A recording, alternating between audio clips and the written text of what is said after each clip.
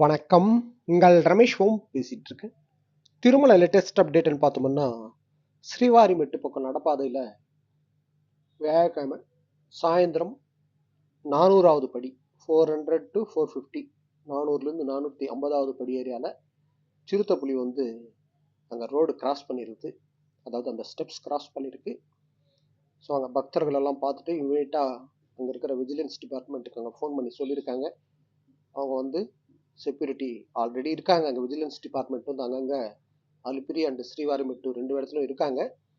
So நடந்து போகிற பக்தர்கள் பார்த்து நடந்து போகிறதுக்கு பிளான் பண்ணிக்கோங்க. அங்கே வந்து கும்பா அனுப்பிச்சிட்ருக்காங்க. கூட விஜிலன்ஸ் செக்யூரிட்டி வந்து ஃபாரஸ்ட் செக்யூரிட்டி டிபார்ட்மெண்ட் வந்து நம்ம கூட வராங்க. நடந்து போகிற பக்தர்களை கும்பலாக தான் அனுப்பிச்சிட்ருக்காங்க. ஸோ சிங்கிள் பர்சனாக போகிறவங்க, சின்ன பசங்களை கூட்டிகிட்டு போகிறவங்க, அது மாதிரி தனித்தனியாக போகாமல் கும்பலாக போகிறதுக்கு அங்கே பாருங்கள். மேக்ஸிமம் நீங்கள் மார்னிங் டைமே ப்ரிஃபரன்ஸ் கொடுங்க.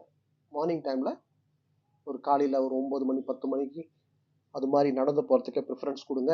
மேக்ஸிமம் ஈவினிங் டைமில் அவாய்ட் பண்ணுங்கள். எப்படியோ அங்கே கும்பலாக தான் அனுப்பிச்சிட்ருக்காங்க.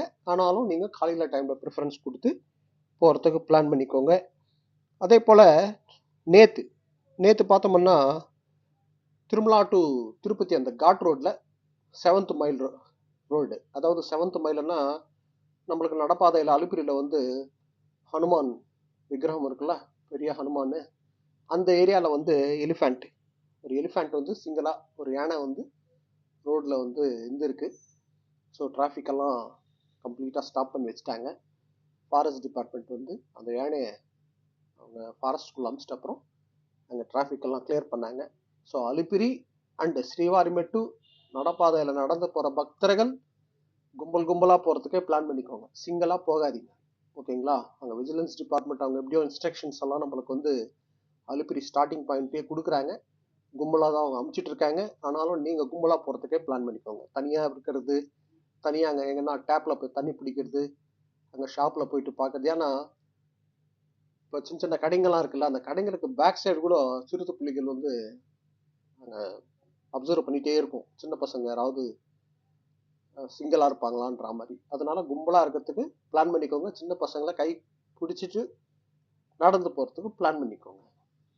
நெக்ஸ்ட் அப்டேட்டுன்னு பார்த்தோம்னா, ஸ்ரீவாணி தர்ஷன் டிக்கெட் வந்து டெய்லி பேசிஸில் காலையில் 9 மணிக்கு ஆன்லைனில் ரிலீஸ் பண்ணுறாங்க. ஒரு நாளைக்கு 800 டிக்கெட் ரிலீஸ் பண்ணுறாங்க டெய்லி.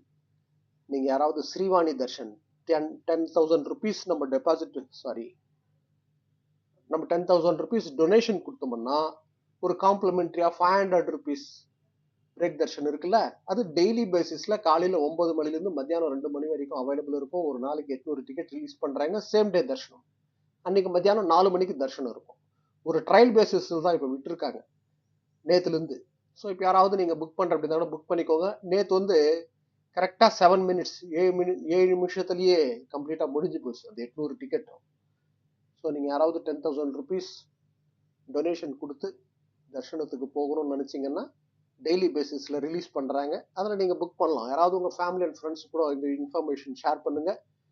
சேம் டே தர்ஷனம் இருக்கும் மத்தியானம் 4 மணிக்கு. இதுதான் அப்டேட். ஓகே, நெக்ஸ்ட் அப்டேட்டில் மீட் பண்ணுவோம்.